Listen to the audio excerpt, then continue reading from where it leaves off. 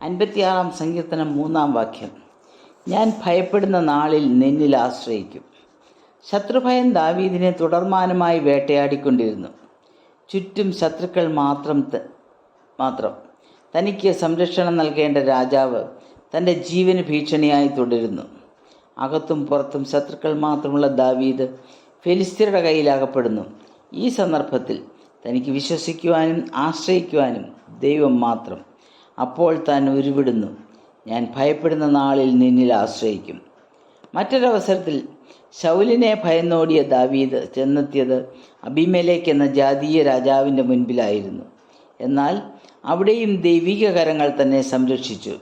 അപ്പോൾ താൻ പാടി, ഞാൻ യഹോവയോട് അപേക്ഷിച്ചു, അവൻ എനിക്ക് ഉത്തരമരുളി, എൻ്റെ സകല ഭയങ്ങളിൽ നിന്നും എന്നെ വിടുവിച്ചു. തൻ്റെ എല്ലാവിധ ഭയങ്ങളിൽ നിന്നും ദൈവം വിടുവിച്ചു എന്നാണ് ദാവീദ് ഇവിടെ സാക്ഷ്യപ്പെടുത്തുന്നത്. ആ കാലഘട്ടത്തിൽ ദാവീദ് അനുഭവിച്ച ഭയം വേറൊരു രൂപത്തിലും ഭാവത്തിലും ആധുനിക മനുഷ്യനും അനുഭവിക്കുന്നുണ്ട്. ഈ ലോകത്തിൽ ഭയമില്ലാത്ത മനുഷ്യനില്ല. വ്യത്യസ്തങ്ങളായ ഭയമാണെന്ന് മാത്രം.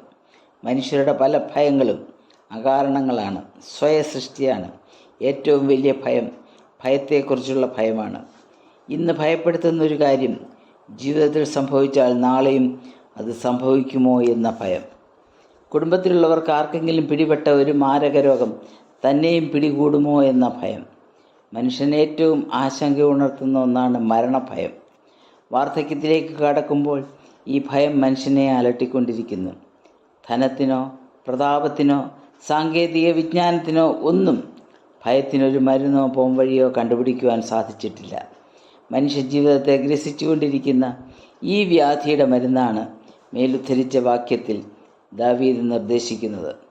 ഒരു ദൈവഭക്തൻ എപ്രകാരം ഭയത്തെ നേരിടുന്നു എന്നതിന് ഉദാഹരണമാണ് ഈ വാക്യങ്ങൾ. എന്നാൽ ഭയത്തെ നേരിടേണ്ടതിന് ദൈവം നൽകുന്ന വിലയേറിയ വാഗ്ദത്തമാണ് യെശയ്യാപ്രവചനം 41 അധ്യായം 10 വാക്യം. നീ ഭയപ്പെടേണ്ട, ഞാൻ നിന്നോട് കൂടിയുണ്ട്. അഥവാ എൻ്റെ സാന്നിധ്യം നിന്നെ ചുറ്റിയിരിക്കുന്നു. തൻ്റെ ജനത്തിൻ്റെ ഹൃദയത്തിൽ നിന്നും ഭയാശങ്കകൾ അകറ്റുന്നത് അതിനാലാണ്. കാറ്റും കോളും വന്ന് പടക് മുങ്ങുമാറാകുന്ന സന്ദർഭമുണ്ടാകാം. ദൈവം അതനുവദിച്ചേക്കാം. എന്നാൽ പടക് മുങ്ങുവാൻ ദൈവം ഒരിക്കലും അനുവദിക്കുകയില്ല. ആ സാഹചര്യത്തിൽ ഭയപ്പെടേണ്ട, എൻ്റെ സാന്നിധ്യം നിങ്ങളോട് കൂടെയുണ്ട് എന്ന വാക്കുകളാൽ ധൈര്യം പകരുന്നു.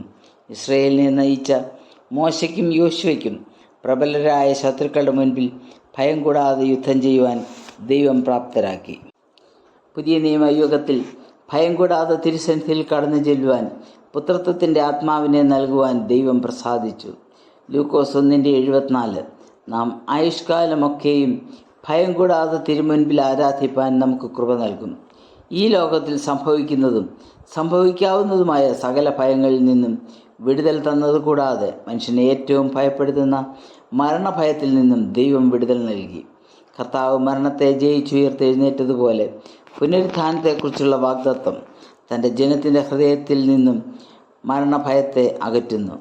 ദൈവിക സാന്നിധ്യത്തിൻ്റെ മറവ് സകല ഭയങ്ങളിൽ നിന്നും വിടുതൽ നൽകുന്നു. ദാവീദിനോട് ചേർന്ന് നമുക്കും പറയാം, ഞാൻ ഭയപ്പെടുന്ന നാളിൽ നിന്നിൽ ആശ്രയിക്കും. ദൈവമായ കർത്താവ് നമ്മെ ഓരോരുത്തരെയും അതിനായി ബലപ്പെടുത്തട്ടെ. ദൈവത്തിൻ്റെ നാമം മാത്രം മഹത്വപ്പെടട്ടെ.